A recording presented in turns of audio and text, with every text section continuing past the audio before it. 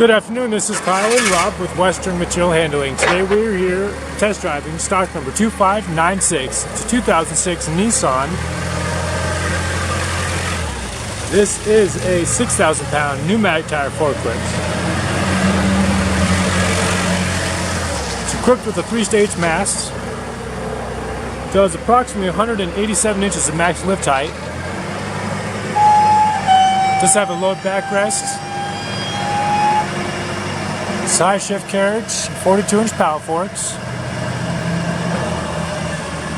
It's got a smooth running LP gas Nissan 4-cylinder engine, automatic transmission, has good solid pneumatic tires, never get a flat, has had recent repairs, new PM service, and a brand new paint job. You can check out this forklift online at abetterforklift.com or stop by either store in Fort Collins, Commerce City, or Torrington, Wyoming. Thank you very much for watching. We appreciate it.